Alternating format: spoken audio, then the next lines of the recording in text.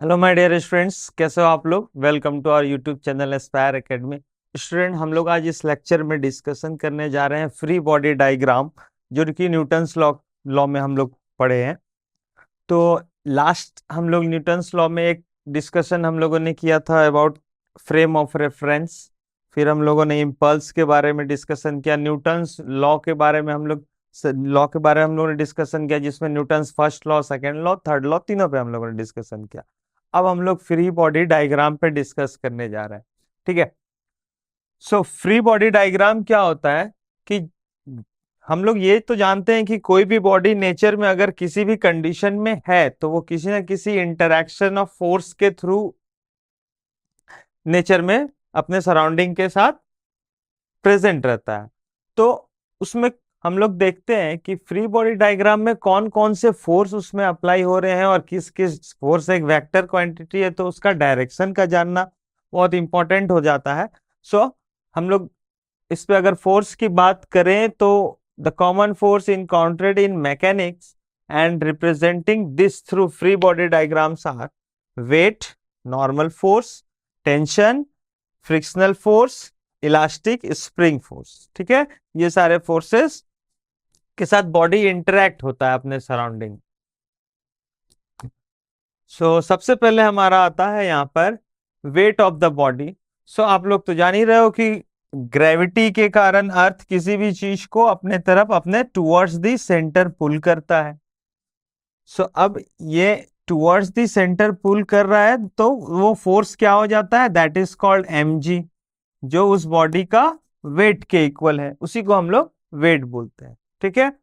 तो अब ये अर्थ का स्पेस बहुत ज्यादा हो जाता है, लार्ज है, तो स्मॉल पार्ट में हम लोग देखते हैं तो हम लोग सिंपली बात करते हैं कि वेट का डायरेक्शन किस डायरेक्शन में होगा, तो ऑलवेज वर्टिकली डाउनवर्ड। ठीक है। So, जैसे कि यहां पर आप बोलोगे कि एक मास m रखा हुआ है तो इस ब्लॉक का वेट किस डायरेक्शन में है, तो वेट इसका towards the downward, vertically downward हो जाएगा, और जिसको हम लोग बोलेंगे mg। mg is the weight of this body. अब ये हॉरिजेंटल रखा हुआ है सरफेस पे, ये मान लीजिए यहाँ पर एक ब्लॉक है जो किसी वॉल के साथ कनेक्ट है। ठीक है। तो उस कंडीशन में उस बॉडी का वेट किस डायरेक्शन में होगा, उस कंडीशन में भी बॉडी का वेट वर्टिकली डाउनवर्ड ही होगा, क्योंकि अर्थ किसी भी चीज को पुल कर रहा है अपने तरफ। ठीक है, टुवर्ड्स द सेंटर। इंक्लाइंड की बात करें तो इंक्लाइंड में भी ये वर्टिकली डाउनवर्ड ही वर्क करता है। ठीक है। और ये जो स्मॉल जी है ये एक्सेलरेशन ड्यू टू ग्रेविटी हो जाता है, जिसका वैल्यू हमारा 9.8 मीटर पर सेकेंड स्क्वायर होता है, या फिर अप्रोक्सीमेटली हम लोग इसको 10 मीटर पर सेकेंड स्क्वायर लेते हैं। ठीक है। सो मास इंटू एक्सेलरेशन हमारा फोर्स हो जाता है, तो ग्रेविटेशनल फोर्स वेट के इक्वल है, जिसको हम लोग यहां पर बोलते हैं mg, mass into acceleration due to gravity. Okay. यहां देखो लिखा हुआ, weight is the gravitational force with which the earth pulls an object which is always directed towards the centre of the earth, हमेशा सेंटर ऑफ द अर्थ पे होगा। The weight of the body is mg directed vertically downward. हम लोग जब इसे represent करते हैं तो वर्टिकली डाउनवर्ड लेते हैं। ठीक है। तो इसके बाद हमारा फोर्स जो आता है, नॉर्मल फोर्स आ जाता है। नॉर्मल फोर्स क्या होता है, जब कोई भी दो बॉडी कांटेक्ट में आता है तो दोनों एक दूसरे को पुश करना चाहते हैं। ठीक है। एक तरह से बोला जाए तो हम लोग बोलेंगे नॉर्मल फोर्स एक तरह का पुश करने से जो फोर्स आ जाता है। ठीक है। तो जैसे कि हम लोग यहाँ पर एक देख रहे हैं कि एक स्मॉल ब्लॉक है और एक लार्ज ब्लॉक के ऊपर वो रखा हुआ, तो हम लोग बोलते हैं कि अपर ब्लॉक जो है वो इसे पुश कर रहा है इस डायरेक्शन में डाउनवर्ड, और जो लार्ज ब्लॉक है वो इसे पुश कर रहा है अपवर्ड। ठीक है। नॉर्मल रिएक्शन एक तरह का कांटेक्ट फोर्स हो जाता है, जो किसी बॉडी के, दो बॉडी के कांटेक्ट के थ्रू आएगा। तो हम लोग बोलेंगे कि फर्स्ट ने, अपर ब्लॉक ने सेकंड जो लार्ज ब्लॉक है उसमें वो पुश कर रहा है जिस डायरेक्शन में, तो ये जो लार्ज ब्लॉक होगा उसके लिए नॉर्मल फोर्स डाउनवर्ड होगा। ठीक है, फॉर लार्ज बॉडी। किसके थ्रू लग रहा है? ये स्मॉल ब्लॉक के थ्रू लार्ज ब्लॉक में नॉर्मल फोर्स वर्टिकली डाउनवर्ड लगेगा, लेकिन जो लार्ज ब्लॉक है वो अपर ब्लॉक को, स्मॉल ब्लॉक को वर्टिकली अपवर्ड नॉर्मल रिएक्शन देगा। ठीक है, और इसका डायरेक्शन किधर लेते हैं? तो डायरेक्शन हमेशा सरफेस पे परपेंडिकुलर लेंगे, जिस सरफेस पे ये कांटेक्ट में है उस सरफेस पे परपेंडिकुलर। तो यहां आप देखोगे तो एक वर्टिकली अपवर्ड दिखेगा आपको, दोनों यहां पर कनेक्ट है ये सरफेस के अकॉर्डिंग। तो इस पे क्या हो रहा है? ये वर्टिकली अपवर्ड एक दिख रहा है और एक वर्टिकली डाउनवर्ड। तो जो अपवर्ड डायरेक्शन में हमारा नॉर्मल रिएक्शन आ रहा है, नॉर्मल फोर्स, वो लार्ज ब्लॉक के थ्रू स्मॉल ब्लॉक पे आ रहा है। तो वो हम लोग स्मॉल ब्लॉक के लिए जब हम लोग नॉर्मल रिएक्शन की बात करेंगे तो उसके लिए नॉर्मल रिएक्शन वर्टिकली अपवर्ड ले लेंगे, और जब लार्ज ब्लॉक की बात करेंगे तो उसके लिए नॉर्मल रिएक्शन स्मॉल के थ्रू डाउनवर्ड लगेगा।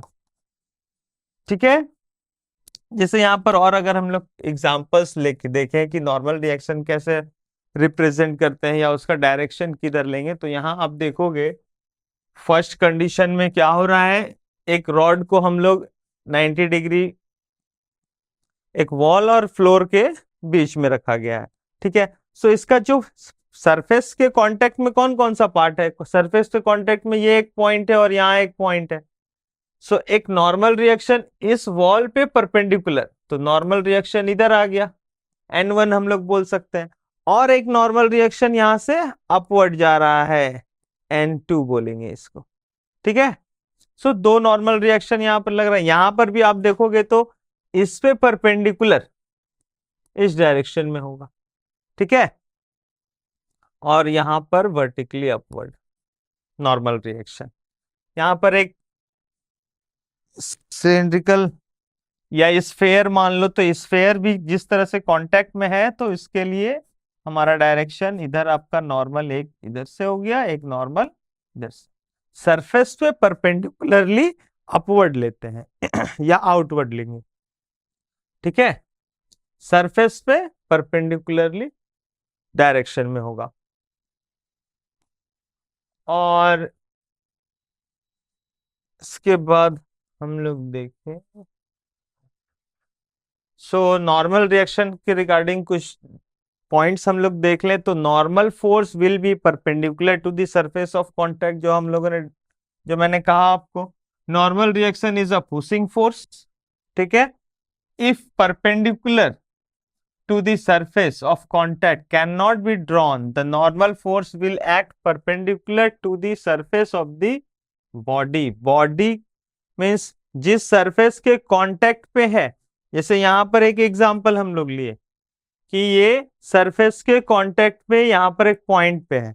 ठीक है, और सरफेस आपका जिस सरफेस पे कांटेक्ट पे आ रहा है वो इस तरह का है, तो जो बॉडी कांटेक्ट पे है उसके सरफेस पे परपेंडिकुलर लेंगे।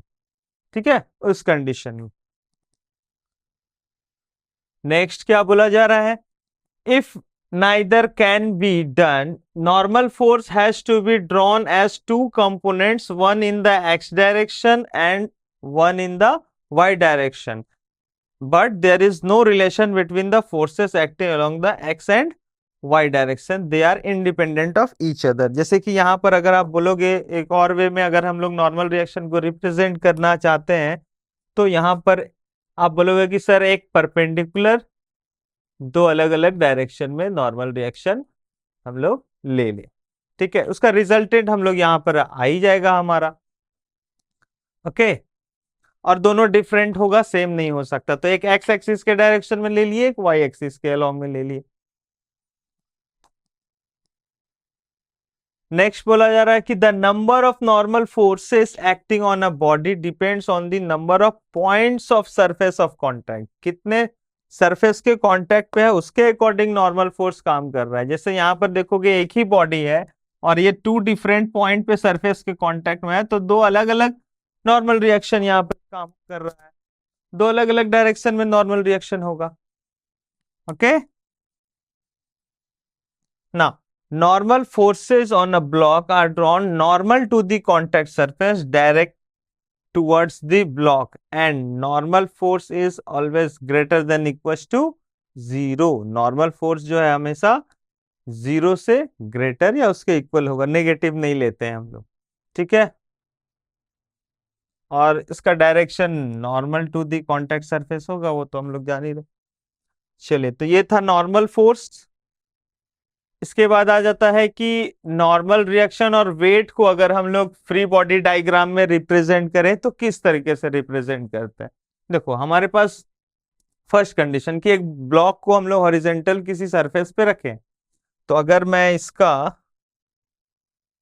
फ्री बॉडी डायग्राम का मतलब हो गया कि बॉडी को हम लोग सराउंडेड में जिस भी कॉन्टेक्ट सरफेस से कनेक्ट पे है उससे फ्री कर दे। सो अगर हम लोग इसे फ्री करते हैं तो हम लोग क्या देख रहे हैं कि इस पे कौन कौन सा फोर्स अप्लाई हो रहा है। तो पहला तो सरफेस के कांटेक्ट में है, तो एक आपका नॉर्मल रिएक्शन इसमें काम कर रहा होगा वर्टिकली अपवर्ड, ठीक है। और mg एक उसका अपना वेट काम कर रहा होगा, है ना। सो दो अलग अलग फोर्स यहां काम कर रहा है, एक वेट जो वर्टिकली डाउनवर्ड होता है हमेशा, और नॉर्मल जो सरफेस पे परपेंडिकुलर हो जाएगा, ठीक है। तो ये दोनों एक दूसरे के अपोजिट यहां पर काम कर रहे हैं। यहां देखोगे इस कंडीशन में, सो इस ब्लॉक पे अगर हम लोग यहां से एफ फोर्स मान लो अप्लाई किए, एफ फोर्स अप्लाई किए, या इनिशियली फोर्स नहीं भी देते हैं, ये रेस्ट में भी रखा हुआ है, तो भी उस कंडीशन में भी अगर आप इस बॉडी को फ्री करते हो तो स्मॉल ब्लॉक पे देखोगे कौन कौन सा फोर्स लग रहा है। सो अभी इसका अपना सबसे पहले तो इसका खुद का वेट, इस डायरेक्शन में वेट इसका अप्लाई हो रहा होगा, किस डायरेक्शन में लगेगा, वर्टिकली डाउनवर्ड, ठीक है। और ब्लॉक बी के थ्रू, मतलब कि लार्ज ब्लॉक के थ्रू इस पे एक नॉर्मल रिएक्शन अपवर्ड जा रहा होगा, ठीक है। वही यहां पर इस लार्ज ब्लॉक की बात करें, इसको अगर हम लोग फ्री बॉडी डायग्राम बनाते हैं तो हम लोग देखेंगे कि स्मॉल ब्लॉक के थ्रू जो नॉर्मल फोर्स लग रहा है डाउनवर्ड, वो काम करेगा यहां एन, ठीक है। और इक्वल एंड अपोजिट रिएक्शन के थ्रू ये दोनों इक्वल भी होंगे, यहां पर जो अपवर्ड डायरेक्शन में नॉर्मल रिएक्शन है और यहां पर डाउनवर्ड डायरेक्शन में जो नॉर्मल रिएक्शन है, दोनों की वैल्यू सेम हो जाएगी, ठीक है। और एक डायरेक्शन, एक फोर्स और लग रहा है यहां पर वर्टिकली डाउनवर्ड, mg। तो अगर टोटल फोर्स की बात करें कि स्मॉल ब्लॉक पे टोटल फोर्स कितना लग रहा है, यहां पर भी हम लोग देखें तो अपोजिट डायरेक्शन में है, तो हम लोग बोल सकते हैं n minus M G is equal to 0, अगर ये रेस्ट कंडीशन में। आगे हम लोग डिस्कशन करेंगे इक्विलिब्रियम पोजीशन पे, ठीक है। खैर, तो नेट फोर्स अगर हम लोग बात करें, नेट फोर्स 0 का कंडीशन हम लोग बाद में देखेंगे, ये हमारा नेट फोर्स होगा, ठीक है। सेम यहां पर भी हमारा नेट फोर्स अगर बात करें तो वो n माइनस एम जी, या फिर आप एम जी माइनस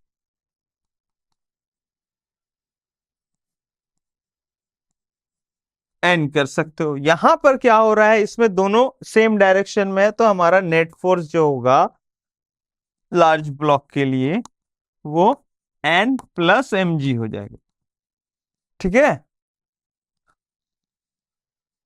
चलिए, और कंडीशन हम लोग देखें तो इंक्लाइंड प्लेन पे क्या होगा नॉर्मल रिएक्शन, तो आप यहां पर हम लोग देखें एक डुप्लीकेट, देखो होगा क्या, इस सरफेस के कांटेक्ट में है तो एक नॉर्मल रिएक्शन एक परपेंडिकुलर सरफेस पे इस डायरेक्शन में आएगा। वेट किधर अप्लाई हो रहा है, वेट अप्लाई हो रहा है vertically downward, that is mg, ठीक है। यहां पर हम लोग देखें, अगर मान लो यहां पर एक फोर्स अप्लाई हुआ F, तो ये दोनों एक दूसरे को कांटेक्ट में आएगा और सिस्टम मूव नहीं कर रहा, मीन्स ये दोनों ब्लॉक रेस्ट में ही है अभी, ठीक है। तो ब्लॉक, स्मॉल ब्लॉक की बात करें तो इसमें किस डायरेक्शन में फोर्स लग रहा है, तो यहां आप देखोगे कि ये कैपिटल एम मास वाला जो ब्लॉक है वो इसको पुश कर रहा होगा इस डायरेक्शन में, और ये स्मॉल वाला इसको पुश कर रहा है अपोजिट इस डायरेक्शन में। ठीक है, तो यही कांटेक्ट फोर्स हमारा नॉर्मल रिएक्शन इसके थ्रू बन जाता है।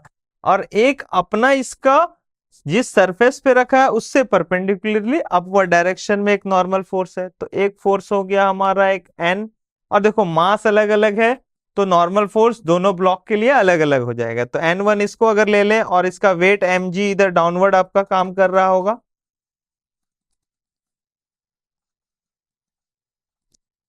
mg। ठीक है, और एक नॉर्मल रिएक्शन जब ये इसके कांटेक्ट में है तो एक और नॉर्मल रिएक्शन यहां पर काम कर रहा है जिसको हम लोग कांटेक्ट फोर्स भी बोल सकते हैं। ठीक है, एन से रिप्रेजेंट करते हैं इसको। So three forces. अब अप्लाइड फोर्स एफ किस पे लग रहा है, ये स्मॉल मास वाले ब्लॉक पे लग रहा है, तो एक अप्लाइड फोर्स जो एफ है वो आपका इस डायरेक्शन में हो गया। ठीक है, और कभी भी फ्री बॉडी डायग्राम में हम लोग फोर्स को नोटेशन देते हैं, डायरेक्शन लेते हैं, तो हमेशा अवे फ्रॉम द बॉडी हम लोग को रखना है, इतना माइंड में रखिएगा। ठीक है, टूवर्ड्स द बॉडी अगर हम लोग फ्री बॉडी डायग्राम में रिप्रेजेंट करते हैं तो ये गलत हो जाएगा, इससे हम लोग सॉल्व करने में हमें दिक्कत होगी। तो हमेशा फोर्स को किधर रखना है, अवे फ्रॉम द बॉडी। ठीक है, चलिए तो इस लार्ज ब्लॉक का देख लें अगर हम लोग, ये किस तरीके से है, तो यहां पर कांटेक्ट सरफेस एक तो इसका वर्टिकली डाउनवर्ड एक mg काम कर रहा है, सॉरी कैपिटल mg, और नॉर्मल रिएक्शन एक वर्टिकली अपवर्ड इसका अपना काम कर रहा होगा n2। एक कांटेक्ट फोर्स काम कर रहा है जो यहां पर n लिए हैं, वही सेम वैल्यू हमारा अपोजिट डायरेक्शन में हो जाएगा इस डायरेक्शन। ठीक है, n जो इस डायरेक्शन में है वो उसी के अपोजिट डायरेक्शन में हो जाएगा। बाकी अप्लाइड फोर्स स्मॉल ब्लॉक पे लग रहा था, इस ब्लॉक पे अप्लाइड फोर्स नहीं काम करेगा। ठीक है, अब अगर हम लोग बोले कि इस पे दो डायरेक्शन है, एक वर्टिकल एक हॉरिजेंटल, सो अगर हम लोग बोले एक्स डायरेक्शन में फोर्स कौन कौन सा लग रहा है, तो सिर्फ कौन आपका नॉर्मल रिएक्शन जो लग रहा है कांटेक्ट फोर्स, और वाई डायरेक्शन में वर्टिकली, सो वाई डायरेक्शन में ये हमारा ओरिजिन है तो अपवर्ड हम लोग पॉजिटिव लेते हैं, डाउनवर्ड नेगेटिव लेते हैं, तो N2 माइनस mg हो जाएगा। ठीक है, और इस कंडीशन में हम लोग देखें तो एक्स एक्सिस के अलोंग में तो अप्लाइड फोर्स माइनस एन हो जाएगा आपका, और वाई एक्सिस के अलोंग में N1 माइनस mg काम करेगा। ठीक है, नेक्स्ट हमारा आता है टेंशन। तो टेंशन भी एक तरह का फोर्स है जो किसी स्ट्रिंग से या किसी थ्रेड से आप किसी बॉडी को कनेक्ट करके और उसे आप फोर्स लगा करके पुल कर रहे हो। तो बोला जाए तो जैसे नॉर्मल रिएक्शन यहाँ पर पुशिंग फोर्स है, तो यहाँ पर ये पुलिंग फोर्स की तरह काम करेगा। ठीक है, स्ट्रिंग के बीच में काम करता है। तो देखो यहाँ पे क्या बोला गया है, tension force is an intermolecular force between the atoms of a string. String जिस एटम्स का बना हुआ होता है उसके एटम्स के बीच में इंटरमोलिकुलर फोर्स होता है। ठीक है, of a string is act और react when the string is stretch. जितना आप स्ट्रेच करोगे स्ट्रिंग को उसके अकॉर्डिंग उसके इंटरमोलिकुलर फोर्स एक दूसरे को कनेक्ट करके रखते हैं, और वो फोर्स से फिर कोई बॉडी मूव कर रहा होगा। So the force of tension act on a body in the direction away from the point of contact and tied ends of this string. Means जो स्ट्रिंग है उसमें एक एंड को तो हम लोग टाइट कर देते हैं, मीन्स फिक्स कर देते हैं, और दूसरे एंड से हम लोग अगर इसे फोर्स एफ लगा करके पुल कर रहे हैं तो जिससे क्या होगा, ये block completely away from the body, इसका फोर्स का डायरेक्शन हो जाता है। तो इसके वजह से क्या होगा, यहां पर एक टेंशन क्रिएट होगा और वो टेंशन फोर्स बॉडी को पुल कर रहा होगा। ठीक है, अब टेंशन फोर्स जब बॉडी को पुल करेगा तो इस हम लोग फोर्स किस पे लगा रहे हैं, हम लोग फोर्स लगा रहे हैं, मान लो यहां पर कोई पर्सन अगर इसे फोर्स लगाता है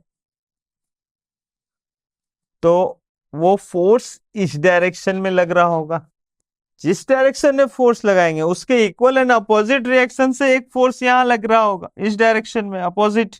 आपने अप्लाइड फोर्स लगाया तो उसके इक्वल एंड अपोजिट डायरेक्शन में एक फोर्स लगा, वो स्ट्रिंग में अप्लाई हुआ तो कि टेंशन की तरह काम करेगा और वही टेंशन से वो कंप्लीट ब्लॉक को या बॉडी को फिर वो अपनी तरफ पुल कर रहा होगा। ठीक है, फिर बोला गया है कि if string is massless and frictionless the tension through what the string remains constant. Means अगर स्ट्रिंग का हम लोग मास को नेग्लेक्ट कर देते हैं, ठीक है, और उसके फ्रिक्शन को भी नेग्लेक्ट कर देते हैं तो जो टेंशन है वो होल स्ट्रिंग का कांस्टेंट मान लेते हैं। ठीक है, एंड बट इफ, फिर क्या बोला जा रहा है, but if string is massless and not frictionless, अगर फ्रिक्शनलेस नहीं है मासलेस है, तो हम लोग बोलेंगे कि उसके जो तो फ्रिक्शनलेस होने से नॉट फ्रिक्शनलेस, हाँ, तो फ्रिक्शन जब यहां पर प्रेजेंट रहेगा तो फ्रिक्शन क्या करेगा, एवरी पॉइंट पे उस फोर्स को डिस्ट्रीब्यूट कर देगा।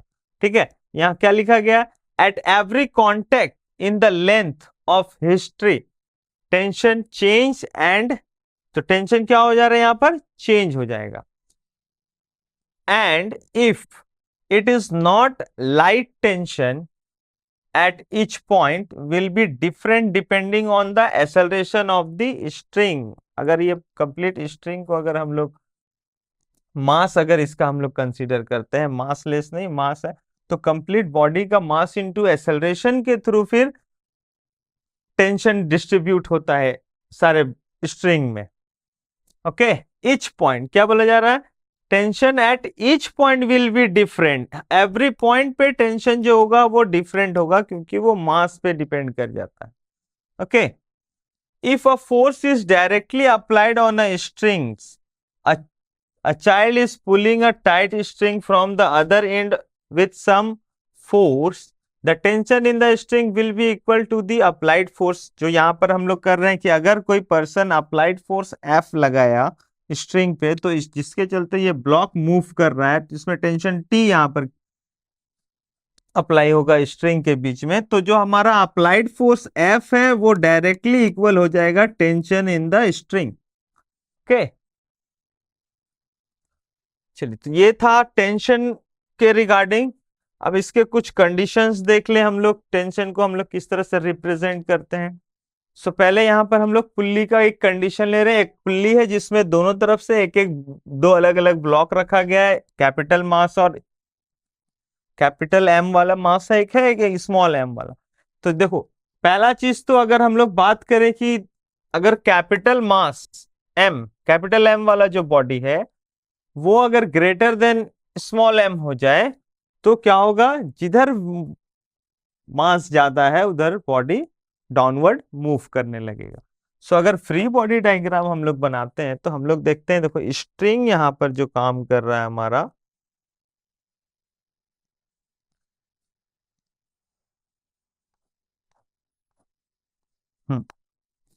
एक सबसे पहले तो फ्री बॉडी डायग्राम जब भी हम लोग बनाएंगे तो पहला वेट जो है वो हम लोग डायरेक्टली डाउनवर्ड लगता है, वो क्लियर है माइंड में, तो हम लोग बोले कि इसमें एक mg वेट फोर्स लगा। ठीक है, अब ये mg फोर्स एक्ट हुआ जैसे ही ब्लॉक पे और ये स्ट्रिंग से कनेक्ट है तो वो स्ट्रिंग को भी पुल करना चाहेगा, जिस वजह से स्ट्रिंग पे एक उसके अपोजिट एक टेंशन T लगेगा। सॉरी, ठीक है, अब ये स्ट्रिंग से फिर ये पुल्ली उसे अपने से अटैच डी अटैच होने नहीं देगा, तो वो फिर उधर से इक्वल फोर्स लगाता है। तो इसीलिए हम लोग बोलते हैं कि अगर हम लोग फ्री बॉडी डायग्राम में देखें तो एक फोर्स mg इधर लगा और एक away from the body tension T लगेगा। ठीक है, और पुल्ली की बात करें तो उसमें एक टेंशन इधर लग रहा है और इधर से भी एक हमारा mg काम कर रहा है होगा, तो इसमें भी एक टेंशन T अप्लाई होगा। तो सेकंड के लिए अब पुल्ली का बेनिफिट क्या है कि ये क्या करता है, फोर्स को इक्वली डिस्ट्रीब्यूट कर देता है। ठीक है, टू पार्ट्स में इक्वली डिस्ट्रीब्यूट कर देगा। जैसे कि अगर इस पुल्ली पे टोटल फोर्स अगर 100 न्यूटन लग रहा होगा तो ये दोनों तरफ डिस्ट्रीब्यूट कर देगा, 50 न्यूटन और 50 न्यूटन में। इसीलिए हम लोग बोलते हैं कि जो टेंशन फोर्स यहाँ लग रहा है पुल्ली के लेफ्ट पार्ट पे, वो राइट साइड वाले स्ट्रिंग में भी सेम टेंशन लगेगा, क्योंकि वो इक्वली डिस्ट्रीब्यूट करता है। और इन दोनों टेंशन का लोड जो होगा वो पुल्ली के सेंटर जिससे पुल्ली कनेक्ट है वहां पर हमारा 2T टेंशन काम करेगा। ठीक है, स्ट्रिंग हम लोग यूज कर रहे हैं तो 2T, अगर उसके जगह स्ट्रिंग के जगह हम लोग स्प्रिंग यूज करते हैं तो वो स्प्रिंग फोर्स के इक्वल 2T हो जाएगा। मीन्स दोनों टेंशन इक्वल हो जाएगा स्प्रिंग फोर्स के, अगर उसके जगह स्प्रिंग कनेक्ट कर दे स्ट्रिंग के जगह। फिलहाल स्ट्रिंग है तो हम लोग बोलेंगे कि दोनों टेंशन को कंबाइन करके 2T फोर्स पुल्ली जिस स्ट्रिंग से कनेक्ट है उस पे लगेगा। ठीक है, सो फ्री बॉडी डायग्राम में हम लोग देखें तो स्मॉल m के लिए एक फोर्स वर्टिकली डाउनवर्ड mg हो गया, अपवर्ड टेंशन T हो गया। और लार्ज मास m के लिए देखें तो एक आपका डाउनवर्ड mg हो जाता है और अपवर्ड टेंशन T हो जाएगा। ठीक है, और ये किसी सरफेस के कांटेक्ट में नहीं है। ठीक है, फ्री एयर में है, सस्पेंडेड, तो हम लोग बोलते हैं कि यहां पर कोई नॉर्मल रिएक्शन काम नहीं कर रहा होगा। ठीक है, नेक्स्ट सेकेंड डायग्राम में आप देखोगे तो यहां पर एक स्ट्रिंग, सिंगल स्ट्रिंग को पास किया गया यहां तक, फिर एक ब्लॉक दिया गया, फिर वहां से स्ट्रिंग को चेंज कर दिया गया। तो स्ट्रिंग जब चेंज हो जाता है तो टेंशन जो फोर्स उसमें लग रहा है वो भी चेंज हो जाएगा। मीन्स अगर हम लोग देखें तो इस पे एक वर्टिकली डाउनवर्ड mg काम कर रहा होगा और इधर एक टेंशन T काम कर रहा होगा। सेम टेंशन T यहां पर भी काम कर रहा होगा। सो अगर इसको T1 माने तो ये भी T1 ही होगा। ठीक है, और इस MA और MB जो दो अलग अलग मास है, इसके बीच में टू डिफरेंट फोर्स लग रहा है, मतलब बीच में डिफरेंट स्ट्रिंग यूज कर रहे हैं, तो यहां पर टेंशन हमारा चेंज हो जाएगा। सो फ्री बॉडी डायग्राम में आइए तो सबसे पहले हम लोग MA मास के लिए अगर लेते हैं तो MA मास के लिए अपवर्ड एक टेंशन T1 काम कर रहा है और डाउनवर्ड एक टेंशन T2 काम कर रहा है। ठीक है, और इसका अपना जो वेट है mg वो मत भूलना, वो हो जाएगा ma। ठीक है, इस ये 3 फोर्स यहां पर काम कर रहे हैं। सेकेंड ब्लॉक के लिए अगर हम लोग देखें mb के लिए, मास ऑफ ब्लॉक बी, तो यहां पर एक आपका वेट mg काम करेगा। ठीक है, और एक ही स्ट्रिंग से अटैच्ड है अपवर्ड डायरेक्शन में T2 टेंशन काम। अब अगर हम लोग मास ऑफ ब्लॉक सी में अगर हम लोग देखते हैं तो इसमें एक डाउनवर्ड फोर्स mg काम कर रहा होगा और अपवर्ड टेंशन T1 काम कर रहा है। ठीक है, और अभी हम लोग इसके मोशन पे बात नहीं कर रहे हैं, अगर ये बॉडी मूव करेगा तो फिर इसके लिए हम लोग आगे डिस्कस करेंगे। ओके, अभी सिर्फ हम लोग फ्री बॉडी डायग्राम में कौन से फोर्स किधर अप्लाई होते हैं किस तरीके से वो हम लोग देख रहे हैं। तो जैसे यहां पर देखो ये दो अलग अलग पुल्ली को कनेक्ट किया गया है, एक स्ट्रिंग यहां से पास ऑन करके सेकेंड से पास ऑन करके यहां कनेक्ट कर दिया गया है जिसमें मास MA कनेक्ट किया गया है। ठीक है, और एक पुल्ली से डायरेक्ट एक और मास कनेक्ट है, मास B, MB। तो फ्री बॉडी डायग्राम में सबसे पहले अगर आप देखोगे तो वेट mg यहां पर काम कर रहा है, एक फोर्स तो mg काम करेगा ही, जिसको हम लोग इजिली बोले तो mag और mb, mass of block B का mg। सेकेंड, इसके अपोजिट में जो पार्ट है वो स्ट्रिंग यूज हो रहा है तो टेंशन यहां पर काम करेगा। अब देखो यही स्ट्रिंग यूज करके यहां पर आया तो सेम टेंशन यहां पर क्रिएट होगा। सो अभी इस ब्लॉक को हटा दे तो देखेंगे कि दोनों टेंशन इक्वल है। लेकिन अगर इस ब्लॉक की बात करें तो देखोगे तो वही स्ट्रिंग सेकेंड पुल्ली से पास ऑन किया गया है, तो इसमें भी जो टेंशन क्रिएट होगा वो भी सेम क्रिएट होगा। ठीक है, अब पुल्ली क्या करता है, जो फोर्स है वो इक्वली डिस्ट्रीब्यूट का इम्पैक्ट उसके सेंटर जिससे पुल्ली कनेक्ट होता है उसके इक्वल होता है। सो अगर दो अलग अलग टेंशन, दो इक्वल टेंशन लग रहा है तो उसके पुल्ली पे यहां पर कितना टेंशन लगना चाहिए, 2T टेंशन लगना चाहिए। ठीक है, दोनों को ऐड कर दिया जाएगा तो यहां पर 2T हो गया। अब फ्री बॉडी डायग्राम में देखोगे तो आपको दिखेगा कि एम ए ब्लॉक के लिए एक वर्टिकली डाउनवर्ड वेट हो गया उसका, और अपवर्ड टेंशन टी काम कर रहा है। और M A mass of block B के लिए देखेंगे तो एक एम जी डाउनवर्ड काम कर रहा है और अपवर्ड 2T काम कर रहा है। ठीक है, और मास ऑफ पुल्ली, पुल्ली का मास और स्ट्रिंग का मास को हम लोग यहां पर नेग्लेक्ट करके चल रहे हैं। चलिए यहां देखो, यहां अगर हम लोग कोई फोर्स लगाते हैं, सपोज एफ फोर्स अप्लाई किया गया, एफ फोर्स अप्लाई किया जाएगा तो ये पूरा कंप्लीट सिस्टम मूव करना स्टार्ट कर देगा। तो सबसे पहले अगर ये मूव नहीं भी कर रहा होगा तो ये इस स्ट्रिंग से अगर सेकेंड बॉडी कनेक्ट है तो फर्स्ट वाला सेकेंड को पुल करना चाहेगा। So, आप जो अप्लाइड फोर्स कर रहे हो उसके अपोजिट डायरेक्शन में एक फोर्स लगेगा जो कि यहाँ पर स्ट्रिंग है तो टेंशन टी काम करेगा। अब स्ट्रिंग के लिए देखें तो वो भी अदर पार्ट को नेक्स्ट जो ब्लॉक है उसको पुल कर रहा है, तो अब जब इसको पुल कर रहा है तो वो इसके लिए same equal and opposite reaction यहाँ पर फिर काम करेगा। सो फ्री बॉडी डायग्राम में अगर हम लोग देखते हैं तो मास m के लिए एक फोर्स यहाँ पे टेंशन T काम कर रहा है और उसका अपना वेट mg यहाँ पर काम कर रहा है, और इधर एक नॉर्मल रिएक्शन काम कर रहा है अगर हम लोग सारे फोर्स को रिप्रेजेंट करते हैं तो।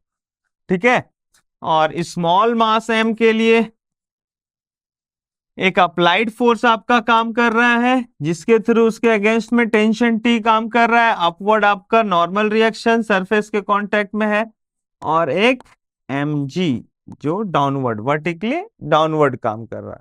ठीक है, चलिए नेक्स्ट हम लोग देखें फ्रिक्शन।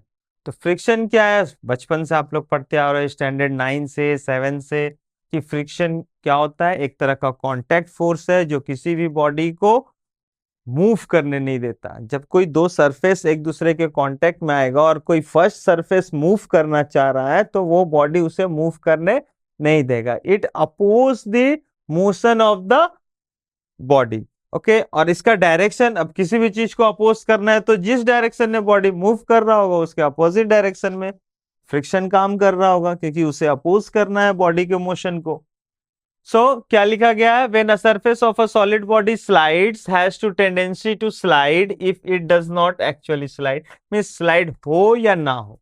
ठीक है, अगर आप एक लार्ज मास वाले ब्लॉक को पुश कर रहे हो, फोर्स अप्लाई कर रहे हो, तो ये मूव नहीं कर रहा, तो क्या इसका मतलब ऐसा नहीं है कि यहां पर फ्रिक्शन फोर्स काम नहीं कर रहा है। ठीक है, तो यहां पर बोला जा रहा है on a surface of another solid body its motion is oppose the force which opposes the relative motion between the contact surface is called frictional force. जो अपोज कर रहा है रिलेटिव मोशन, सरफेस और ब्लॉक के बीच में relative motion देखें तो ब्लॉक मूव कर रहा है, सरफेस रेस्ट में, तो ये उसके मोशन को अपोज करेगा। ब्लॉक किस डायरेक्शन में मूव करना चाह रहा, आपने फोर्स अप्लाई किया इधर।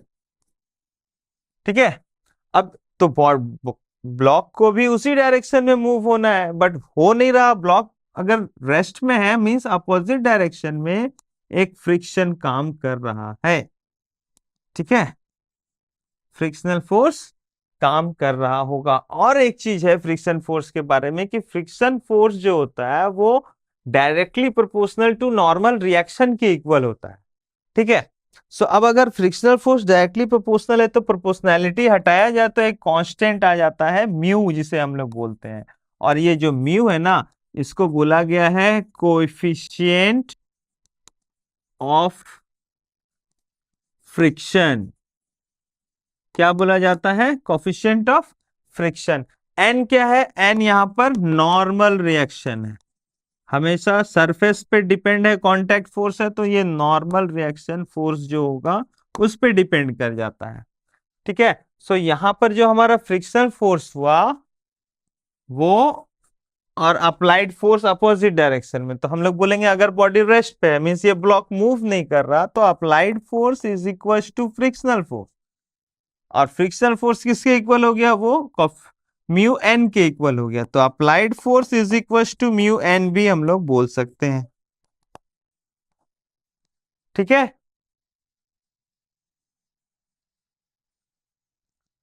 और इसमें नॉर्मल रिएक्शन किस डायरेक्शन में काम कर रहा? तो एक नॉर्मल रिएक्शन वर्टिकली अपवर्ड काम करेगा, और इस पे अपना इसका वेट है mg।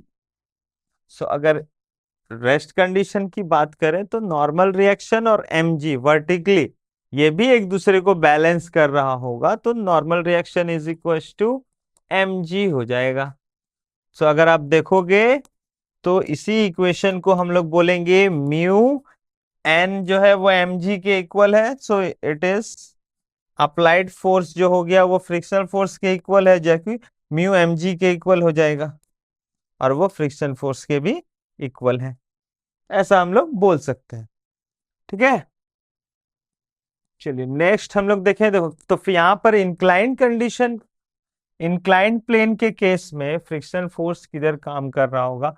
तो एक हमारा नॉर्मल रिएक्शन इस डायरेक्शन में काम करेगा, जिसे हम लोग बोलते हैं सरफेस पे परपेंडिकुलर काम करेगा। ठीक है, और एक mg vertically downward weight of the body काम करेगा। अब बॉडी का जो वेट है उसके अकॉर्डिंग हम लोग देखें तो उस वेट के थ्रू ये इस इंक्लाइंड प्लेन पे स्लाइड होना चाहेगा। ठीक है, और मूव जिस डायरेक्शन में होगा उस डायरेक्शन में भी कोई ना कोई फोर्स लग रहा होगा, तभी उस डायरेक्शन में बॉडी मूव कर रहा है। सो हम लोग बोलते हैं कि ये mg साइन थीटा काम कर रहा होगा अगर ये इंक्लाइंड प्लेन का एंगल ऑफ इंक्लाइनेशन थीटा है तो। ठीक है, तो ये mg साइन थीटा फोर्स को अपोज करने के लिए एक फ्रिक्शनल फोर्स यहाँ पे काम कर रहा होगा जस्ट अपोजिट डायरेक्शन में।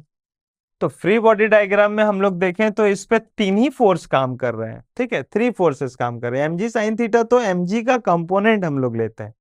ठीक, कंपोनेंट क्या बोला गया? कंपोनेंट अगर हम लोग देखें तो वेक्टर में हम लोग पढ़े थे कि आर वेक्टर है अगर, तो उसका कंपोनेंट एंगल थीटा जिस डायरेक्शन में होगा वहां आर कॉस थीटा हो जाएगा और इधर आर साइन थीटा हो जाएगा। ठीक है, तो सेम उसी तरह अगर हम लोग mg से परपेंडिकुलर लेते हैं एक सरफेस के पैरेलल और सरफेस पे परपेंडिकुलर,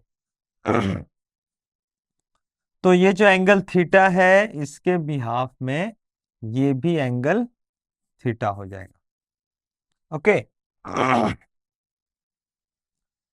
तो mg का कंपोनेंट इस डायरेक्शन में mg साइन थीटा और इस डायरेक्शन में mg कॉस थीटा काम करेगा। ठीक है, अब ये mg साइन थीटा फोर्स के हेल्प से ब्लॉक स्लाइड होना स्टार्ट करेगा। सरफेस स्मूथ है तो इस स्लाइड होना फिक्स है। सो हम लोग बोलते हैं बॉडी जिस डायरेक्शन में मूव कर रहा है उस डायरेक्शन में नेट फोर्स काम कर रहा होगा, तो उसके अपोज में यहाँ फ्रिक्शन है, तो नेट फोर्स को हम लोग क्या बोलेंगे? जिस डायरेक्शन में बॉडी मूव कर रहा है that is mg sine theta, force उसे मूव करा रहा है, और अपोज कर रहा है कौन? फ्रिक्शन। सो mg sign theta minus f हम लोग फ्रिक्शन फोर्स ले लेते हैं। ठीक है, अब फ्रिक्शन और इसमें इक्वेशन अगर हम लोग फॉर्म करें तो फ्रिक्शन जो होता है वो म्यू एन के इक्वल है। म्यू कोफिशिएंट ऑफ फ्रिक्शन है, वो डिपेंड करता है सरफेस किस टाइप का है। ठीक है, म्यू टोटली डिपेंड है, नेचर ऑफ सरफेस को डिफाइन करता है। सो नॉर्मल रिएक्शन यहां पर देखोगे तो बॉडी इस डायरेक्शन में भी मूव नहीं कर रहा, मीन्स नॉर्मल रिएक्शन को बैलेंस कर रहा है हमारा mg cos थीटा। ठीक है, तो हम लोग बोल सकते हैं n is equal to mg cos theta. तो हमारा फ्रिक्शन क्या हो जाएगा, फ्रिक्शनल फोर्स हो जाएगा mu N, mu into M G cos theta. ठीक है, और इसी फ्रिक्शनल फोर्स का वैल्यू यहां पर पुट करते हैं तो हमारा जो नेट फोर्स इस बॉडी पे लग रहा है वो M G sine theta minus mu M G cos theta हो जाएगा। ठीक है, सो फ्री बॉडी डायग्राम, फिर से मैं रिपीट कर रहा हूं, फ्री बॉडी डायग्राम का मतलब ये हुआ कि बॉडी अपने सराउंडिंग में किस किस टाइप के फोर्सेस के साथ इंटरैक्ट किया हुआ है उसको हम लोग बोलेंगे फ्री बॉडी। तो उस चीज को रिप्रेजेंट करना हो जाता है एक तरह का फ्री बॉडी डायग्राम। ठीक है, इसके बाद हमारा equilibrium of a particles. Equilibrium का मतलब ये हुआ कि अगर किसी बॉडी पे फोर्स लग रहा है मोर देन वन, या एक ही फोर्स लगे या जितना भी फोर्स लगे, बॉडी का जो नेट फोर्स होगा वो 0 हो जाना चाहिए। ठीक है, सो जब नेट फोर्स 0 होगा तो दो कंडीशन यहां पे अराइज होता है।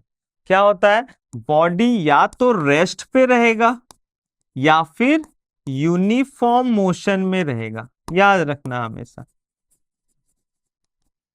ठीक है, मीन्स अगर नेट फोर्स किसी बॉडी का 0 है तो body either it will be at rest और एट यूनिफॉर्म मोशन। ठीक है, सो इक्विलिब्रियम कंडीशन तभी वैलिड बोला गया है जब किसी बॉडी का नेट फोर्स 0 हो जाए। ठीक है, सो ऑब्वियसली यहां पर अगर हम लोग देखें, अच्छा एक पॉइंट यहां बोला जा रहा है, the equilibrium of a particle in mechanics refer to this situation when the net external force acting on the particle is 0। Net external force जो मैंने कहा नेट फोर्स वो 0 हो जाना चाहिए। ठीक है, तो यहां पर हम लोग देखें, अगर ये स्मॉल एम इस इंक्लाइंड थीटा के साथ है तो इस पे अगर ये नेट फोर्स 0 हो रहा है तो वो इंक्लाइंड का एक कंडीशन है। एंगल कैसे हम लोग लेते हैं, ठीक है, मान लो ये एक इंक्लाइंड प्लेन है और इसमें कोई एम मास का ब्लॉक इस पे रखा हुआ है। ठीक है, और ये एंगल थीटा फॉर्म कर रहा है। सो हमें कुछ नहीं करना है, सबसे पहले तो एक वर्टिकल लाइन होगा, एक हॉरिजेंटल लाइन होगा। ठीक है, एक्स एक्सिस की तरह और वाई एक्सिस की तरह, और जिस इंक्लाइंड पे ये रखा हुआ है उस इंक्लाइंड के डायरेक्शन में एक हमारा एक डायरेक्शन हमें मिलता है। ठीक, और एक जिस इंक्लाइंड पे रखा है उस पे परपेंडिकुलर एक डायरेक्शन हमें मिलता है। ये टोटल 8 डायरेक्शंस हैं। ठीक है, जो इस बॉडी पे इस सारे डायरेक्शंस पे फोर्स लग सकते हैं, तो ये 8 डायरेक्शंस हमें दिखते हैं। सो आप देखोगे यहां पर कि ये जो एंगल थीटा है ये इस तरह से अगर फॉर्म करे तो अल्टरनेट एंगल फॉर्म करता है ना। तो ये जो अल्टरनेट एंगल होगा हम लोग देखें, सो देखो ये अल्टरनेट एंगल फॉर्म किया तो हम लोग बोलेंगे अगर ये एंगल थीटा है इसके, तो ये भी एंगल थीटा होगा। ठीक है, इट मीन्स ये जो प्लेन सरफेस है ये सरफेस के अलोंग में और हॉरिजेंटल इसके बीच में एंगल थीटा सेम प्रेजेंट हो जाता है। अब इसके बाद कुछ नहीं करना है हमें, 90 माइनस थीटा के अकॉर्डिंग कॉन्सेप्ट देखते हैं। तो ये परपेंडिकुलर है इस पे, तो एक देखो टोटल 8 पार्ट पे डिवाइड है, एंगल्स 8 एंगल्स है ना। तो टोटल 8 एंगल्स है, जिसमें से एक एंगल जब हमें पता चल जाएगा तो हमें दूसरे को छोड़ के तीसरा फिर हमारा एंगल वही सेम थीटा हो जाएगा। ठीक है, और फिर एक हम लोग लेफ्ट करेंगे तो ये एंगल फिर थीटा हो जाएगा, फिर एक लेफ्ट करें तो ये एंगल फिर थीटा हो जाता है। तो इस तरीके से हम लोग एंगल को डिस्ट्रीब्यूट करते हैं। इंक्लाइंड प्लेन के केस में एंगल इस तरीके से लिया जाएगा। ठीक है, क्या है, एक हॉरिजेंटल है, एक वर्टिकल है, एक सरफेस के पैरेलल और सरफेस पे परपेंडिकुलर। ओके। और सरफेस के पैरेलल और हॉरिजेंटल के बीच में एंगल थीटा सबसे पहले हमारा फॉर्म कर जाए, उसके बाद एक एक लेफ्ट करके, एक एंगल को लेफ्ट करेंगे तो उसके बाद वाला एंगल थीटा होगा, फिर एक लेफ्ट करेंगे तो उसके बाद वाला एंगल थीटा हो जाएगा, फिर एक लेफ्ट करेंगे उसके बाद वाला एंगल थीटा हो जाएगा। ठीक है, चलिए तो यहां पर हम लोग देखते हैं। सो एक वर्टिकल डायरेक्शन में mg काम कर रहा है, वर्टिकल के अपोजिट तो फिलहाल कुछ नहीं है। अगर बॉडी हॉरिजेंटल हम लोग इंक्लाइंड प्लेन के डायरेक्शन में देखें और इधर देखें तो एंगल अगर हम लोग बना लेते हैं पहले,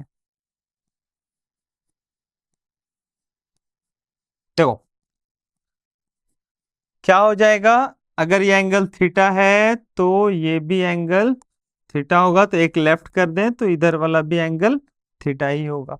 अब यहां पर ये दो परपेंडिकुलर डायरेक्शन का ये रिजल्टेंट mg दिख रहा है, तो mg का कंपोनेंट अगर हम लोग ब्रेक करने जाते हैं तो जिधर एंगल होगा उधर mg cos थीटा, और जिधर एंगल नहीं है उधर mg साइन थीटा काम करेगा। तो एक फोर्स इधर काम कर रहा है mg साइन थीटा, उसके अपोजिट डायरेक्शन में अगर फ्रिक्शन है, रफ सरफेस है, तो फ्रिक्शनल फोर्स काम कर रहा होगा। नॉर्मल रिएक्शन यहां पर काम कर रहा होगा सरफेस पे परपेंडिकुलर। सो यहां पर देखें तो ये भी एक तरह का एंगल थीटा फॉर्म कर रहा है। सो नॉर्मल रिएक्शन फोर्स का अगर हम लोग कंपोनेंट ब्रेक करें तो इधर हो जाएगा n cos थीटा और इधर n साइन थीटा काम करेगा। ठीक है, अब इक्विलिब्रियम कंडीशन में है, इक्विलिब्रियम कंडीशन में है मींस बॉडी इस इंक्लाइंड प्लेन पे मूव नहीं कर रहा है, मींस फ्रिक्शनल फोर्स जो होगा वो इक्वल बैलेंस कर रहा है किसे, mg साइन थीटा को। ठीक है, और mg cos थीटा जो इस डायरेक्शन में फोर्स लग रहा है उसको बैलेंस कर रहा है normal reaction mg cos theta. ठीक है, अब बॉडी ना इस जिस डायरेक्शन में नॉर्मल और mg cos थीटा लग रहा है उस डायरेक्शन में भी मूव नहीं कर रहा है, इट मींस दोनों एक दूसरे के इक्वल है। ओके, सो फिलहाल तो तीन ही फोर्स थे, mg फ्रिक्शन और नॉर्मल रिएक्शन, जिसका mg का इम्पैक्ट mg साइन थीटा इसे मूव कराना चाह रहा था बट फ्रिक्शन अपोज कर रहा है। ठीक है, और फ्रिक्शन फिर वही आ जाता है, फ्रिक्शन म्यू mg होगा तो mg sign theta minus mu mg cos theta करेंगे हम लोग। अब आइए पुल्ली के केस में, पुल्ली के केस में अगर ये इक्विलिब्रियम कंडीशन में है तो सबसे पहले तो ये माइंड में रखना है कि इसके तरफ जो पुल्ली के लेफ्ट और राइट जो टू साइड्स होते हैं उसमें जितना भी लोड दिया जाए, अगर इक्विलिब्रियम कंडीशन में है तो दोनों साइड के लोड जो होंगे यानी जो मास होगा वो इक्वल हो जाएगा। यानी कि अगर हम स्ट्रिंग का मास को अगर नेग्लेक्ट कर देते हैं तो mass of block A plus mass of block B, ये जो दोनों ब्लॉक का मास का सम जो होगा वो इक्वल हो जाएगा मास ऑफ ब्लॉक सी के इक्वल हो जाएगा। ठीक है, ये फॉर इक्विलिब्रियम कंडीशन के लिए। अब हम लोग फोर्स की बात करें, सो फ्री बॉडी डायग्राम में देखें तो एक वर्टिकली डाउनवर्ड mg काम कर रहा है यहां पर, और एक अपवर्ड में टेंशन T काम कर रहा है और सिस्टम रेस्ट पे है, यानी कि ये जो टेंशन T यहां पर है वो mg के इक्वल है। ठीक, अब आइए तो ये टेंशन T यहां पर भी काम करेगा सेम, क्योंकि एक ही पुल्ली से सेम स्ट्रिंग है, बट यहां ब्लॉक चेंज हुआ तो फ्रिक्शनल फोर्स टेंशन चेंज हो जाएगा। ठीक है, इसको T1 ले लेते हैं, वो T है ये T1 है। तो एक अगर हम लोग फ्री बॉडी डायग्राम में देखें मास ऑफ ब्लॉक ए का, तो एक फोर्स mAg भी काम करेगा डाउनवर्ड, एक फोर्स टेंशन T1 भी काम करेगा जो कि डाउनवर्ड पुल कर रहा होगा इसे, और एक अपवर्ड डायरेक्शन में टेंशन टी काम कर रहा है जो अपवर्ड इसे पुल कर रहा होगा। ठीक है, अब सिस्टम इक्विलिब्रियम में है, मींस ये जो टेंशन टी है वो M A ji plus T1 दोनों के इक्वल हो गया। ठीक है, अब मास ऑफ ब्लॉक बी की बात करें, सो इसमें एक फोर्स अपवर्ड लग रहा है, टेंशन T1 जो उसे अपवर्ड पुल कर रहा, और इसका जो अपना वेट है वो MBG, वो फिर वर्टिकली डाउनवर्ड पुल कर रहा होगा। सो T1 इज इक्वल टू क्या हो जाएगा, T1 is equal to MB mass of block B into g हो जाएगा। अगर हमें T1 का वैल्यू निकालने बोला जाए तो हम लोग बोलेंगे mg काम कर रहा है mass of block B into g, और T जो टेंशन T है वो mass of block C into g के इक्वल है। और ये जो कंडीशन हम बोल रहे हैं कि दोनों तरफ के मासेस इक्वल हो जाएंगे, लोड जो होगा वो इक्वल होगा, तो देखो यहाँ पे अगर आप T1 की वैल्यू पुट करते हो MBG plus MAG is equal to tension T, और T किसके इक्वल है, mass of block C into g. So यहां आप देखोगे तो G कॉमन लेकर के कैंसिल आउट किया जाए तो mass of block C is equal to mass of block A plus mass of block B आ जाएगा। मीन्स दोनों तरफ के टोटल मास इक्वल है एक दूसरे के। ठीक है, और ये रेस्ट में है। चलिए, ये तो हम लोग इंक्लाइंड प्लेन में एंगल को किस तरह से फाइंड आउट करते हैं। अब बात करते हैं कंकरेंट फोर्सेस के। सो देखो, कंकरेंट फोर्स क्या होता है, अगर किसी एक पॉइंट पे 3 फोर्सेस लगे या फिर 2 फोर्सेस लगे या फिर उससे ज्यादा फोर्स उसमें अप्लाई हो रहा होगा, तो हम लोग बोलते हैं कि किसी एक पॉइंट पे जब सारे फोर्सेस लगेंगे तो उस सारे फोर्सेस को कंकरेंट फोर्स बोलेंगे। ठीक है, तो क्या लिखा गया है, इफ 2 और more forces act on the same particles we call them concurrent forces. अब ये कंकरेंट फोर्सेस में लैमीज थ्योरम एक आया जिसने कहा कि अगर 3 को प्लेनर और कंकरेंट फोर्सेस अप्लाई अगर किसी बॉडी पे कर दिया जाए तो उसमें जो आपका फोर्स जो होगा जैसे कि यहां पर देखो F1 F2 और F3 ले लेते हैं, और ये लैमीज थ्योरम 3 फोर्स के लिए ही वैलिड रखा गया है। ठीक है, 3 कंकरेंट और कोप्लेनर भी हो जाता है। तो उस कंडीशन में हम लोग बोलते हैं कि इन तीनों फोर्सेस के बीच में एंगल भी फॉर्म कर रहा होगा। अगर देखें तो ये अल्फा एंगल, ये एंगल बीटा, और इधर एंगल गामा ले लेते हैं। ठीक है, अल्फा बीटा गामा ले ले, या फिर आप θ1 θ2 θ3 जो भी एंगल का वैल्यू होगा। सो बोला गया कि ये जो फोर्स है वो डायरेक्टली प्रोपोर्शनल हो जाता है sine of angle of opposite two forces, between opposite two forces. ठीक है, between opposite two forces means अगर आप F1 फोर्स की बात करोगे तो वो साइन ऑफ एंगल किसका लेगा, अदर 2 फोर्सेस के बीच में जो एंगल फॉर्म कर रहा है उसका साइन एंगल से डायरेक्टली प्रोपोर्शनल होगा।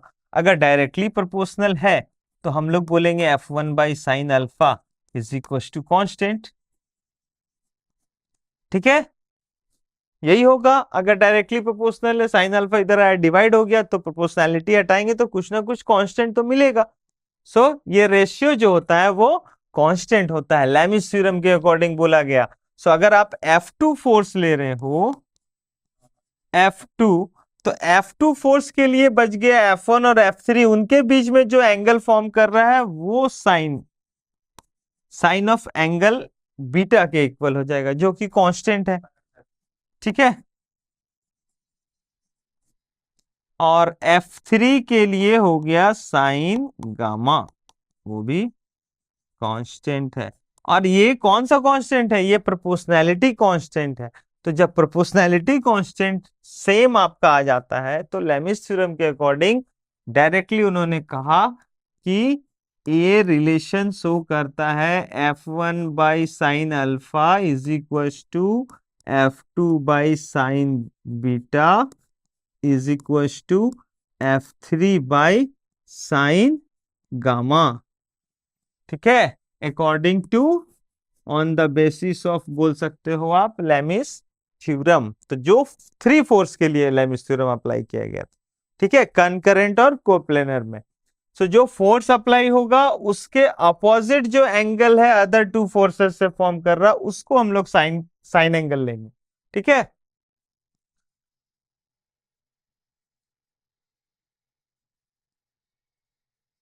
चलिए तो कुछ एग्जांपल्स हम लोग सॉल्व कर ले। जैसे a block of mass 30 kg is suspended by 3 string as shown in figure. Find the tension in each string. each string, सारे स्ट्रिंग में कितना फोर्स लग रहा है वो हमें फाइंड आउट करना है। देखो 30 kg है तो यहाँ पे 300 न्यूटन फोर्स लग रहा होगा वर्टिकली डाउनवर्ड। ठीक है, 300 न्यूटन तो वर्टिकली डाउनवर्ड लग रहा है। अब ये जिस स्ट्रिंग से कनेक्ट है उस पे अपवर्ड डायरेक्शन में यहाँ पर फोर्स हम लोग मान लिए T1। ठीक है, और एक कंकरेंट पॉइंट है यहाँ पर, एंगल 37 डिग्री दिया हुआ है, इस डायरेक्शन में हम लोग फोर्स मान लेते हैं T2, और इधर हमारा फोर्स हो गया T3, टेंशन T3। ठीक है, अगर ये इक्विलिब्रियम कंडीशन में, सस्पेंडेड है तो इक्विलिब्रियम कंडीशन में है, इसका मतलब कि T1 जो होगा वो 300 न्यूटन के इक्वल है। ओके, अब यहां देखो एंगल किस तरह से फाइंड आउट किया जाए। सो वो तो ज्योमेट्री का कॉन्सेप्ट लग जाता है। अगर हम लोग इस तरह से लाइन ड्रॉ करें, 37 डिग्री है तो ये भी एंगल 37 डिग्री होगा और ये 90 डिग्री हो जाएगा। तो टोटल कितना हो गया, 90 प्लस 37। ठीक है, ये टोटल एंगल हमारा हो गया 90 प्लस 37 डिग्री। ठीक, अच्छा अब ये एंगल एक हो गया हमारा 90 डिग्री, क्लियर दिख रहा है। सो टोटल 360 डिग्री होता है हमारा एंगल। सो 360 डिग्री में एक 90 माइनस किए, एक 90 और माइनस किए, और एक 37 माइनस करते हैं। सो 180 तो माइनस हो ही गया, बच गया 180 माइनस 37 डिग्री,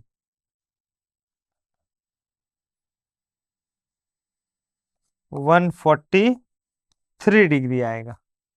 सो ये एंगल जो हमारा है वो 143 डिग्री हो गया। ठीक है, करेक्ट, और ये 127 बोल सकते हो।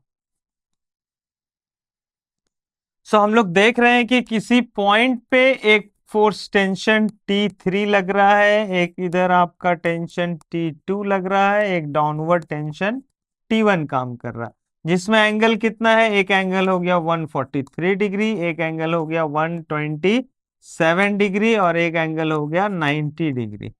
ठीक है, अब लेमिस थ्योरम अगर हम लोग अप्लाई करते हैं सो क्या हो जाएगा, जो फोर्स है उसके अपोजिट एंगल लेंगे तो T1 by sine 143 degree is equal to T2, T2 के अपोजिट में एंगल हो गया 127, तो T2 by sine 127 degree is equal to T3 अगर लेते हैं तो उसके अपोजिट आ जाएगा एंगल साइन 90 डिग्री।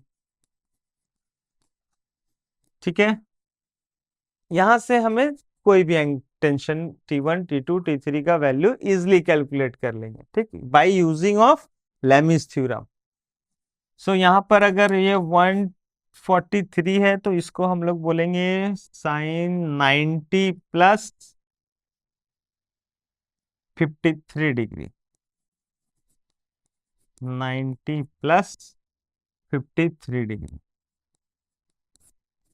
ठीक है, और ये हो गया T2 by sine 90 plus 37 degree is equal to T3 sine 90 को हम लोग 1 ले लेते हैं, सो T1 T3 अगर हमें कैलकुलेट करना हो तो T3 को हम लोग इक्वल मान लेते हैं किसके, T1 by sine 90 plus 53 degree को। तो यहां देखोगे आप T3/1 is equal to T1 by sine 90 plus theta को हम लोग बोलते हैं कॉस थीटा, तो ये हो गया कॉस 53 डिग्री, और कॉस 53 डिग्री का वैल्यू हो जाता है 3/5, है ना।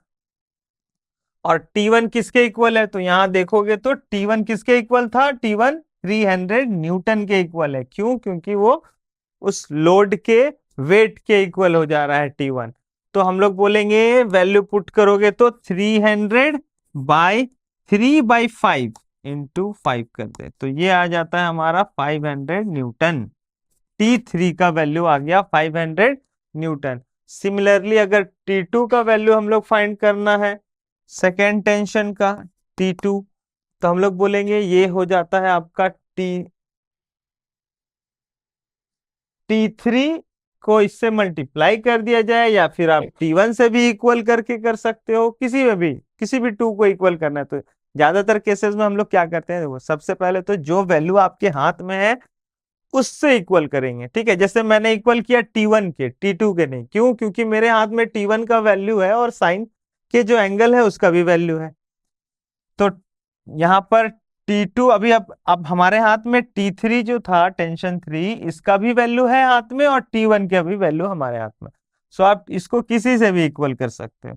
सो T2 by sine 90 plus theta, ये हो जाता है cos 37 degree, is equal to T1 T3 ले लेते हैं, ठीक है। सो T2 is equal to T3 जो कि कितना आया है 500 इंटू कॉस 37 डिग्री को हम लोग बोलते हैं 4/5। The value of cos 37 degree is 4/5। इसे 5 से 100 टाइम्स में 500 कर दिया, सो ये आ गया 400 न्यूटन। यानी कि हमारा T1 कितना है, T1 है 300 न्यूटन, T2 है हमारा 400 न्यूटन, और T3 है हमारा 500 न्यूटन, है ना। ठीक है, जो इस क्वेश्चन में बोला गया था, find the tension in each string.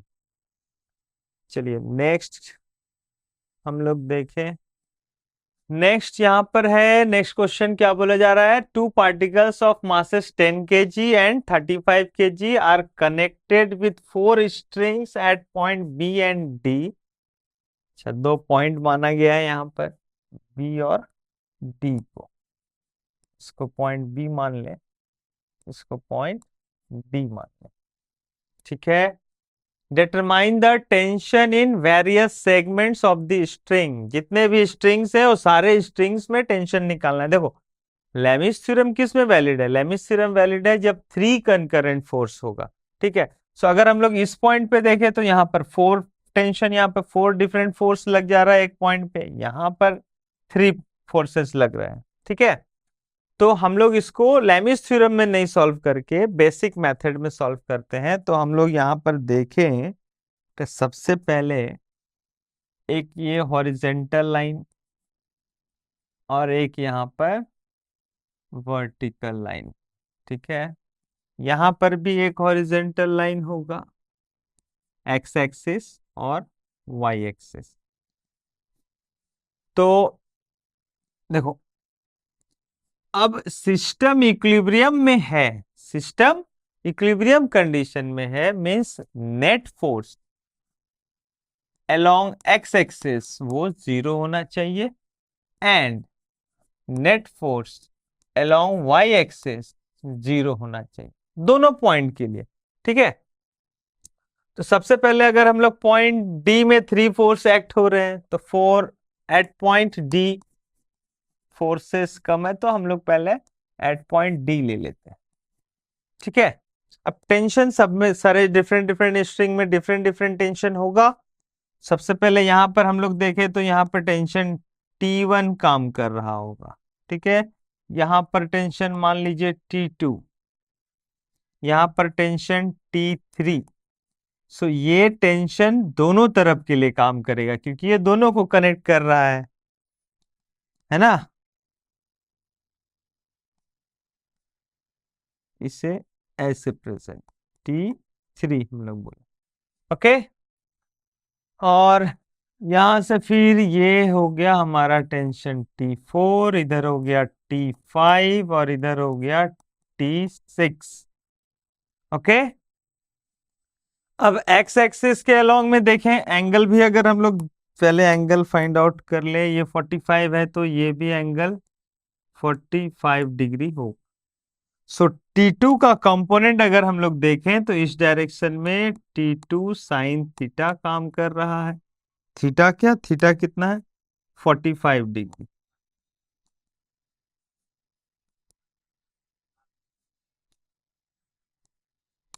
Okay, और इधर हो गया T2 कॉस 45 डिग्री। ठीक है, T3 भी सम एंगल पर है। T3 एंगल कितना है, तो यहां देखोगे तो ये भी वर्टिकल है, ये भी वर्टिकल है। ये एंगल कितना हो जा रहा है, वो एंगल हमारा दिख रहा है हमें 37 डिग्री। ठीक है, सो T3 का कंपोनेंट अगर हम लोग देखें तो इधर T3 कॉस 37 डिग्री काम कर रहा होगा और इधर T3 साइन 37 डिग्री काम कर रहा है। ठीक है, तो अगर हम लोग एक्स एक्सिस के अलोंग में बोले F X is equal to क्या हो जाएगा, T2 sine 45 degree minus T3 sine 37 degree. क्योंकि इक्विलिब्रियम कंडीशन में है तो दोनों फोर्स एक दूसरे को बैलेंस कर रहे होंगे। ओके, तो यहां पर हो गया इज इक्व टू 0। और सेकेंड हमारा वर्टिकल के लिए हम लोग ले लें, सो T1 डाउनवर्ड है और T1 किसके इक्वल होगा, तो T1 हम लोग बोलेंगे weight of the body 350 Newton के इक्वल हो जाएगा। ठीक है, तो उसके बिहाफ में अगर हम लोग T1 इधर हो जाता है अपवर्ड में T3 Fy अगर हम लोग ले रहे हैं तो T3 cos 37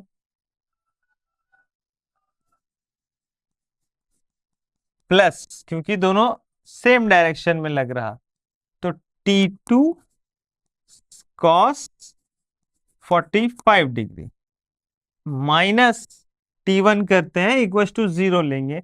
so is equal to हम डायरेक्ट T1 मान ले क्योंकि उसके अपोजिट डायरेक्शन में है, और T1 किसके इक्वल आ जा रहा है, T1 आ जा रहा है 350 न्यूटन के। सो डायरेक्टली इसको हम लोग 350 न्यूटन बोल सकते हैं।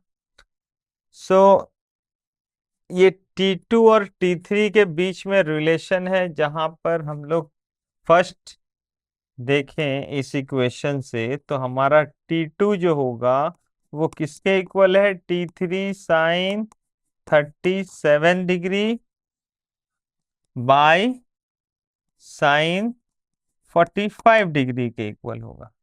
सो सेम वैल्यू को अगर हम लोग Fy वाले इक्वेशन में पुट करें, सो T3 cos 37 degree plus T2 यानी T3 sine 37 degree by sine 45 degree into cos 45 degree आ जाएगा। ठीक है, T2 कॉस 45। ठीक है, सो T3 sine 37 by sine 45, T2 का वैल्यू हो गया, और cos 45 is equal to 350 newton. Okay, T3 common लिया जा सकता है, cos 37 degree that is 4/5 plus sine 37 degree 3/5 5। cos 45 by sine 45 आपका cot 45 होगा, जिसका वैल्यू 1 आएगा। Okay, so into 1 is equal to 350। Solve किया जाए तो 7/5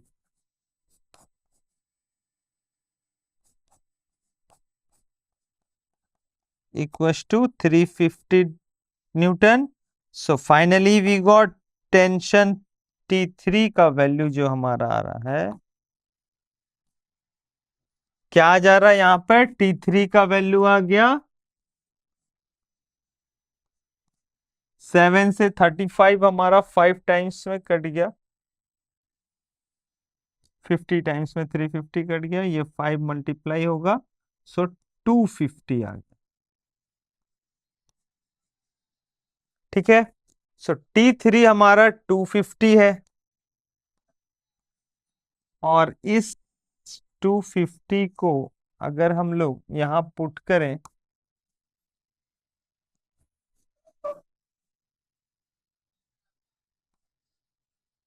देखोगे अगर हम लोग पुट करते हैं, सो T3 हमारा कितना है, 250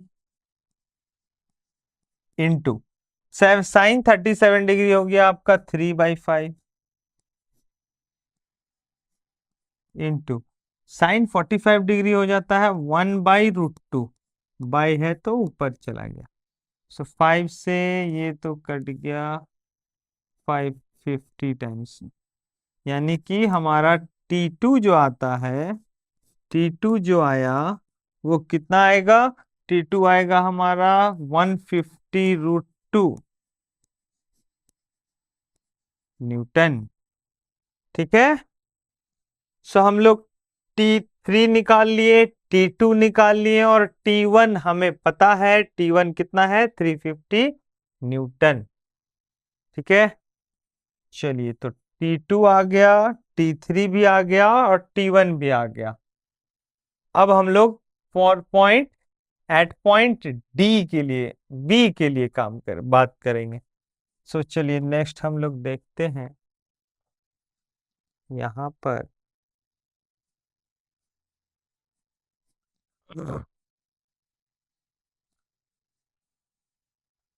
डायग्राम ले लेते हैं हम लोग।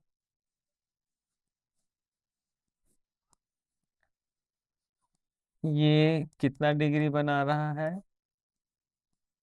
10 न्यूटन है ना, कितना बोला जा रहा, 30, 37, 10। ओके, 30, एक 37 है, और इधर 10 kg है, तो कितना न्यूटन फोर्स हो जाएगा, हम ब्लॉक को हटा करके डायरेक्टली इस डायरेक्शन में 100 न्यूटन फोर्स रख लेते हैं। अब ये जो कनेक्टेड था दोनों के बीच में,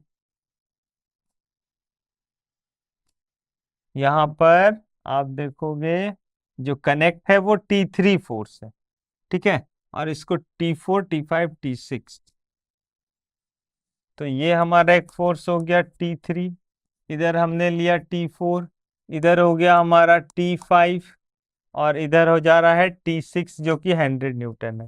ओके, देखो यहां पर भी अगर हम लोग हॉरिजेंटल लाइन ड्रॉ करते हैं, एक एक्स एक्सिस के अलोंग में और एक वाई वर्टिकल, तो T4 और T3 दोनों का कंपोनेंट यहां ब्रेक होगा। T3 का क्या हो जाएगा इस डायरेक्शन में, T3 cos 37 डिग्री, और इधर हो गया T3 sin 37 डिग्री।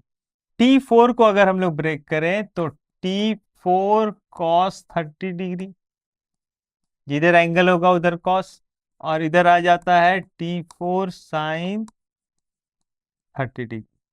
T5 तो एक्स एक्सिस के अलोंग में है ही, और T6 या 100 न्यूटन वाई एक्सिस के अलोंग में है। सो इक्विलिब्रियम पोजीशन में क्या बोला गया, इक्विलिब्रियम पोजीशन में बोला गया है Fx equal to 0, summation of Fx is equal to 0 होना चाहिए। ठीक है, तो एफ एक्स में क्या है, इधर T3 sine 37 degree plus T4 sine 30 degree, opposite में T5 है और कंडीशन इक्विलिब्रियम है, तो इज इक्वल टू हम लोग T5 बोल सकते हैं। ठीक है, और T3 का वैल्यू हम लोग कैलकुलेट कर चुके हैं, है ना।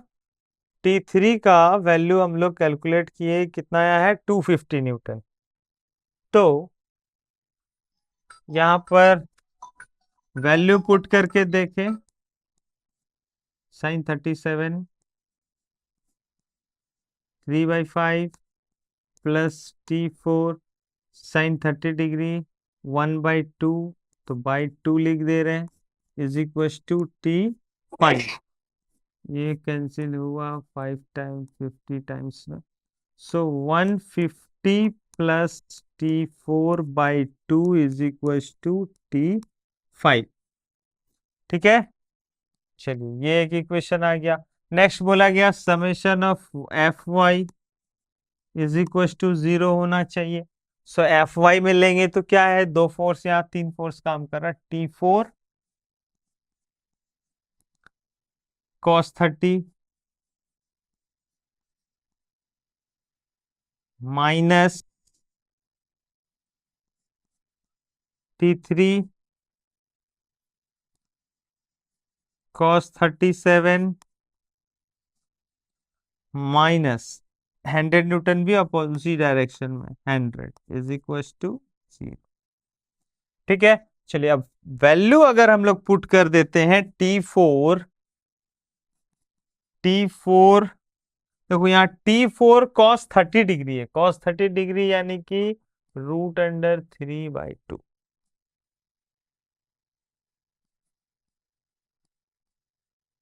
ठीक है, minus T3 250 newton into cos 37 degree 4/5 minus 100 equal to 0।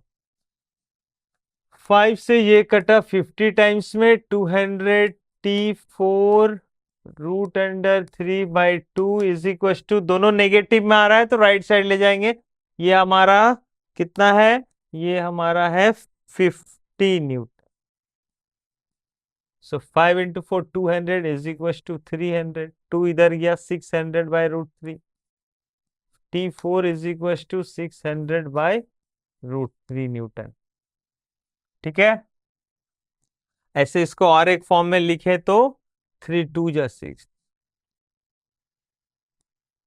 200√3 Newton आ जाएगा। ठीक है, रैशनलाइज करोगे तो T4 का वैल्यू अगर हमारे हाथ में है, तो T4 का वैल्यू अगर पुट किया जाए इस इक्वेशन में तो हमें T5 मिल जाएगा। तो इस इक्वेशन में हम लोग अगर पुट करते हैं 150 plus T4 that is 200√3/2 is equal to T5 हो जाता है ना। T4 ठीक है, तो यहां पर 2 से ये कैंसिल आउट हुआ 100, so 150 plus 100√3 is equal to T5। अब √3 का वैल्यू अगर हम लोग देखें, सो ये हो जाता है 1.7123 हम लोग बोलते हैं, तो 1.71 लें तो 171 न्यूटन अप्रोक्सीमेटली आता है। तो ये टोटल आ गया आपका वैल्यू 321 न्यूटन। सो हमें निकालना था सारे फोर्स का वैल्यू डिफरेंट डिफरेंट, तो टोटल कितने स्ट्रिंग यहां पर यूज किया गया देखोगे तो यहां पर 1 2 3 4 5 6 डिफरेंट, जिसमें से T1 तो हमारा 350 न्यूटन आएगा, क्यों? क्योंकि 35 kg का लोड दिया गया।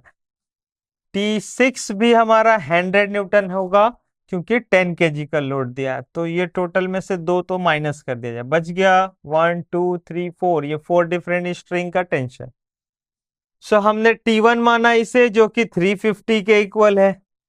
T2 T2 आया 150√3 Newton. T3 250 Newton. T4 T4 हम लोग कैलकुलेट किए तो यहां पर आया हमारा 200√3 न्यूटन। T5 सो 321 न्यूटन ये हो गया अप्रोक्सीमेटली। ऐसे इसको हम लोग 150 प्लस 100√3 भी बोल सकते हैं न्यूटन। ओके, चलिए तो नेक्स्ट हम लोग देखें। तो ये हमारा लास्ट क्वेश्चन था। सो आई होप कि आप लोगों को फ्री बॉडी डायग्राम से रिलेटेड बहुत सारे कॉन्सेप्ट क्लियर हो गए हो। मिलते हैं हम लोग फिर नेक्स्ट क्लास। एप्लीकेशन पे हम लोग बात करेंगे न्यूटन्स लॉ का और फ्री बॉडी डायग्राम का यूज करके। ओके।